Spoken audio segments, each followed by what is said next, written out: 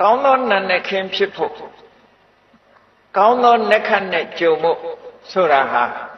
နက္ခတ်ဆိုတာကောင်းကင်ကနက္ခတ်တွေကိုချိပြီးဗေဒင်ဆရာတွေကတော့တွက်ကြလိုက်တယ်ပေါ့နော်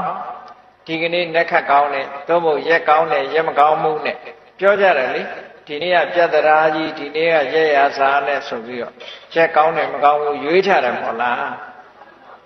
ခဏအထိဗုဒ္ဓဘာသာတွေရွေးတော့ပဲရက်ရွေးတာဟာတော့နော်အစွဲလန်းဘလောက်ကြီးတယ်ဆိုတာကြည့်မြတ်စွာဘုရားကဟောထားတာရက်ရွေးခိုင်းတာမဟုတ်ဘူးရက်မရွေးခိုင်းဘူးမြတ်စွာဘုရားကဘာဟောလဲလို့ဆိုရင်သူနက္ခတ္တံသူမင်္ဂလံသုပ္ပဘာတံသူဟုတ်ထိတံသူခနောသူမို့တော်စာသူဣဋ္ဌံဗြဟ္မစာရိတိဘယ်နေ့ပဲဖြစ်ဖြစ်ရရစာပဲဖြစ်ဖြစ်ပြတ္တရာပဲဖြစ်ဖြစ်ဘယ်နေ့ပဲဖြစ်ဖြစ်ဘယ်နက္ခတ်နဲ့ပဲရှင်းရှင်းနော်ကောင်းတဲ့အလုပ်တွေလုပ်လို့ရှိရင်ကောင်းတဲ့နက္ခတ်လို့မှတ်ပါဒါပြောတာနော်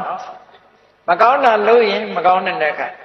မနဲ့အိယာထားပြီးဒေါသထွက်နေမယ်ဆိုရင်အဲ့ဒါနက္ခတ်ဆိုးနေပြီလို့သာမှတ်ပြီနော်မနဲ့အိယာထားပြီးတော့မေတ္တာပို့ပြီးတော့ဘုရားကိုအာရုံပြုစိတ်ကြည်နူးနေရင်ဒါကောင်းသောနက္ခတ်ပဲကောင်းသောနက္ခတ်ဖြစ်တယ်ဒီလိုဆိုလို့တာကောင်းကင်ကနက္ခတ်ဆိုတာကိုယ်နဲ့မဆိုင်ဘူးတဲ့950ဇာတ်ထဲမှာလည်းအတိလင်းဆိုထားတာရှိတယ်နက္ခတ္တံပฏิမာနန္တံအထောပါလံဥပိ္ပစကတချို့ကဒီနေ့နက္ခမကောင်းသေးဘူးဒီလနက္ခမကောင်းသေးဘူးနက္ခမကောင်းလို့ဘာမှမလုံးနဲ့အောင်ဒီတိုင်းနေမလုံးနဲ့အောင်ဆိုင်ရင်နဲ့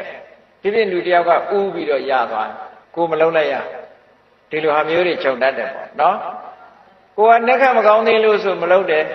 ကျန်တဲ့လူကနေပြီးတော့လှုပ်သွားတာဟောကိုမရလိုက်ဘူးအဲ့တော့ဘုရားလောင်းတွေကဘာပြောလဲ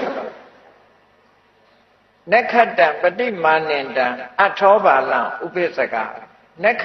ကောင်းတဲ့အချိန်ကိုမျှော်လင့်နေတဲ့လူမိုက်ကိုတဲ့အကျိုးတရားတွေကိုလက်လွတ်ဆုံးရှုံးသွားစေတယ်အထောအထတနက္ခတ္တံကောင်းကျိုးချမ်းသာကိုလိုချင်တဲ့ဟာအရာဖို့ရအရေးကြီးဆုံးပဲတဲ့အဲ့ဒါဟာကောင်းတဲ့နက္ခတ်ပဲကိုလိုချင်တာရတာကောင်းတဲ့နက္ခတ်ပဲကိဉ္ကရိတန္တိတာရကကောင်းငင်ဘောကကျယ်တွေကကိုယ်ဘာတတ်နိုင်မှလဲဒီလိုဆိုထားတာနော်အဲ့ဒါကြောင့်မို့လို့ပုဗ္ဗန္နသုတ်မှာမြတ်စွာဘုရားဟောထားတဲ့အတိလင်း